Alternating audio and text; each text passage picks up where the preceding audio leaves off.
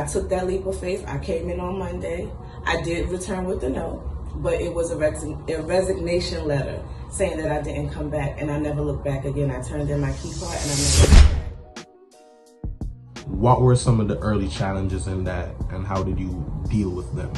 So I'll answer that by telling you the 5 things not to do in business. I don't take calculated risks. What I did was definitely take the leap of faith, but make sure that it makes sense. What I did was I took the leap of faith, but it didn't make sense at all. I up and left my job. Eventually, it worked for me, but I left my job. I didn't have a savings. I didn't have anything to fall back on. And eventually what happened is that I had trouble on the back end because I was paying bills and invested in my business out the same money. And you don't want to do that. Those are 2 separate things. So you want to have money for business, and then you want to have money for bills. The second thing is don't be afraid to get out there and network. I was like, afraid to talk to people, afraid to talk about my business, afraid to promote myself, and I just felt like my customers were going to come to me, or my customers were like my family. They're absolutely not your family. And in some instances, you may have like a handful of family members that may support you, but your customers, your fan base are out there in the world, so you need to get out there with them. You need to constantly everything that comes out your mouth needs to be about you, your brand, your business, and you need to get out there and network. People don't realize the power of social currency, and it could just be that one person that makes your business blow up. 3 was not developing in my personal development before I went and started these business ventures. And what I mean by that is I didn't have my mind right completely. I wasn't on the level that I was supposed to be on. And what is that level?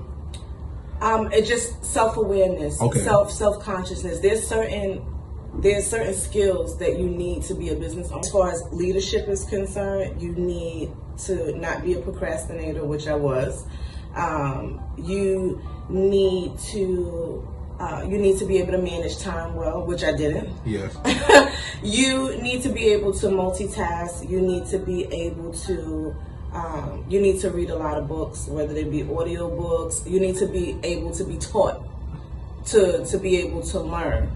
Again, you need to be able to go out there and network. And these are things that I didn't, these are qualities that I didn't necessarily have. So I had to go all the way back to the beginning, and there were a lot of things that I had to clean up, and it matters. People think that there's this taboo around mental health, and that it really doesn't matter. It matters, because what happens is that if you don't take care of the foundation, which is your mind, what happens is you'll start a business, or you'll go to school, or you'll start a new job, or whatever it is.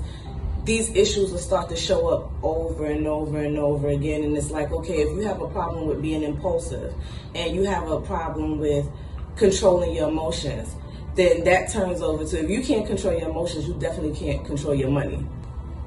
So let's go back to that time where you left your job on a whim. How did you navigate through that period? Oh God, I can't tell you. Now that I think about it, I don't know how I got through that period. Just a little bit of the story on the back end. And this was number 4. I told you guys I was going to remember it. This was number 4, having unwaverable faith, meaning that there is no plan B. I believe that everything is possible if you can think it, right? And you can put that out, those ideas and everything out in the universe. The universe is going to move mountains to make sure that you get what you get. But if there's 1 ounce of doubt, then it's not going to happen. So having unwavering faith. And I said one of the rules was educate yourself.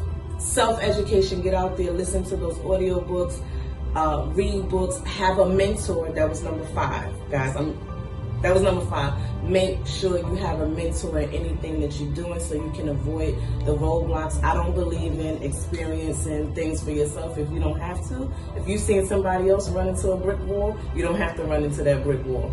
If you have a 9 to 5, a steady flow of income, and then that steady flow of income allows you to invest in a business, and now you have 2 sources of income, please do that. Don't do what I did. Don't.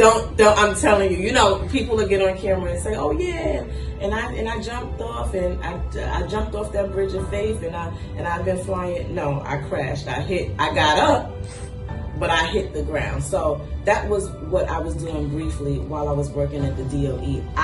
When I started Dreamer Transportation, that's all I did. I stopped working a 9 to 5 completely, and I haven't worked a 9 to 5 since 2016.